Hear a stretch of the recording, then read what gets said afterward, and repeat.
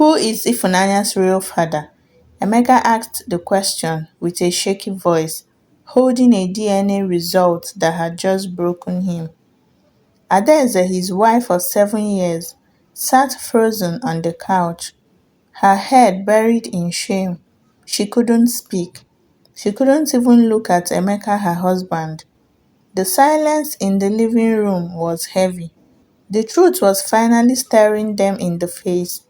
For 7 years, Emeka had loved and raised Ifunanya like his own daughter. From the moment she was born, he had been there, diligently playing his role as a devoted father, changing diapers, singing lullabies, staying up during fevers. Her laughter was his favorite sound. Now, in one moment, everything has collapsed. He wasn't her father. He was just the man who had been lied to. 8 years earlier, in Enugu, Emeka had been a regular man, focused, hardworking, and soft-spoken. He owned a modest logistics company and lived alone in a quiet compound. His life was like a routine, very predictable. But that changed the day he walked into Little Bloom's nursery school to pick up his niece and saw a young woman crouched beside a crying toddler. She had a calmness to her. Her voice was soft but firm. Her smile had sadness behind it, but it was warm. Her name was Adaeze. She was the newly employed nursery school teacher in Little Bloom's nursery school. Week after week, Emeka noticed her.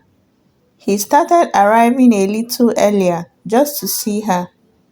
Sometimes they chatted about random things like children, the traffic, the heat. Eventually, he asked her for her number. At first, Adaeze hesitated, but after a few more encounters, she decided to give him her number. They started talking regularly. Few weeks later, they went out on a date. Then, another date. It felt easy and natural, like she had always been meant to be in his life. What he didn't know was that Adaeze was already pregnant when they met. Just a few weeks before, Adaeze had been living in Lagos.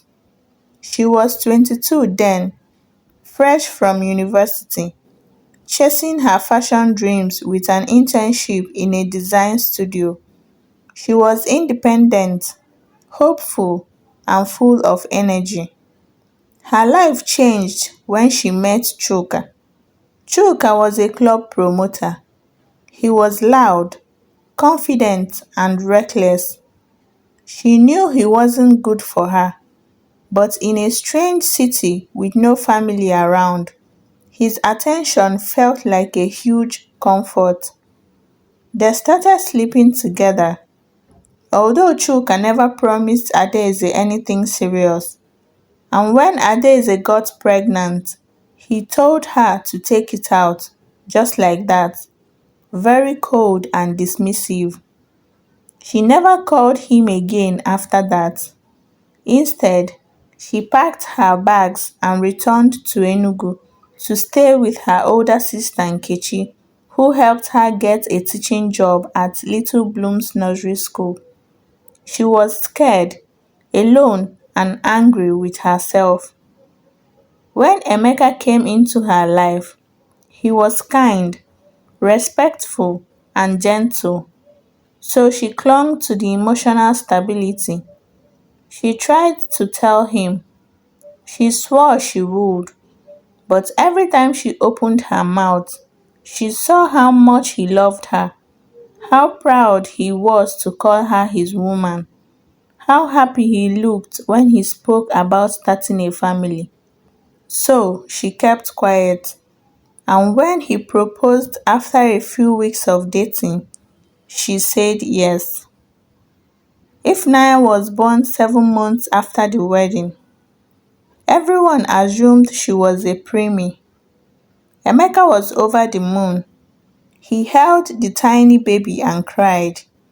He named her himself Ifunanya, which means love.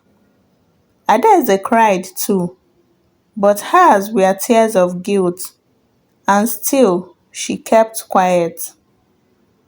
Over the years, they built a beautiful life together. Emeka provided for the home. Adaeze ran a small tailoring business from home. They lived modestly but peacefully. Ifunanya was the light of the house, sharp-witted, cheerful, always asking intelligent questions. Emeka adored her, but cracks began to show little by little.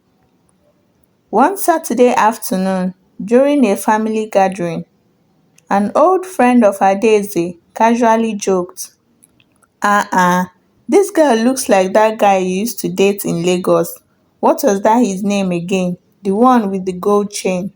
Chuka, abi?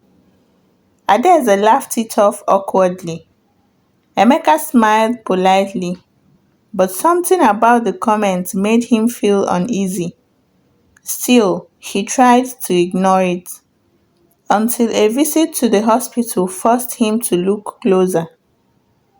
If Naya had been sick with fever and persistent cough, Emeka took her to the hospital to see a doctor. The doctor, while reading through her records, casually talked about her blood type. "She's AB positive," the doctor said. "That's interesting. What about you and your wife?" Emeka replied, "My wife and I are O positive." The doctor frowned slightly, then smiled and said, "Genetics can be strange sometimes." But Emeka knew better. Two O positive parents cannot produce an AB positive child. That night, he didn't sleep. He sat in the living room with his phone in hand, searching for how to do a secret paternity test. He didn't tell Adaeze. He just waited until everyone was asleep. Then, he took strands of hair from his own comb and Ifunanya's hairbrush. 2 weeks later, the result arrived. It showed 0.00% probability that he was Ifunanya's father. He stared at the paper for hours. The house was quiet.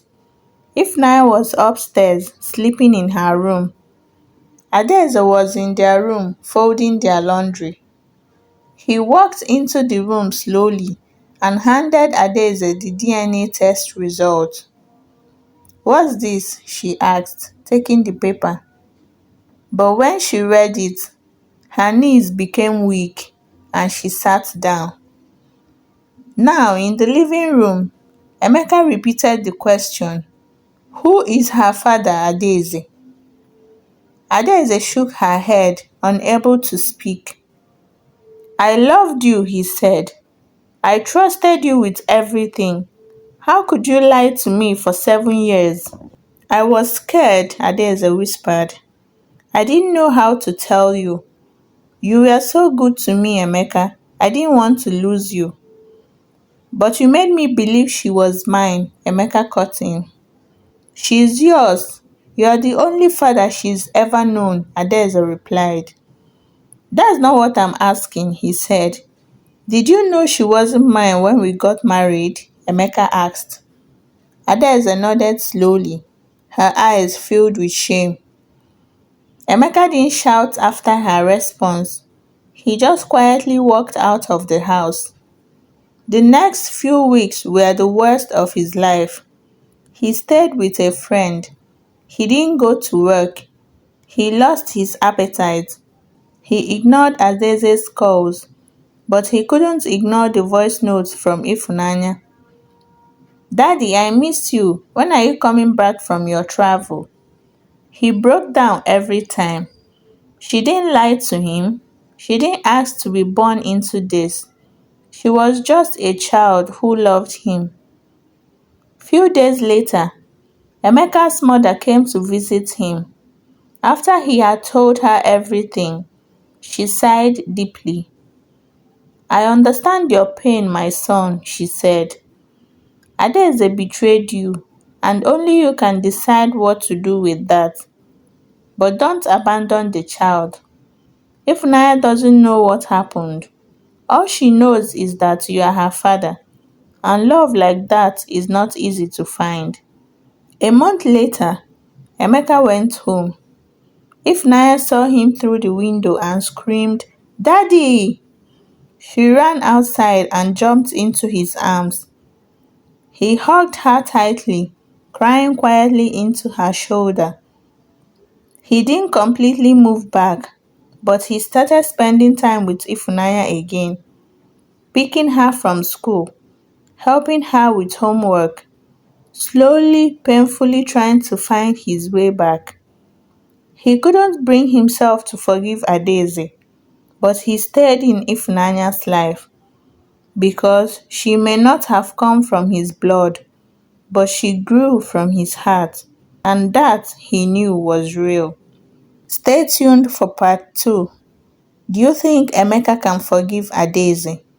If you were Emeka, would you be able to forgive Adaeze? Let us know in the comment section.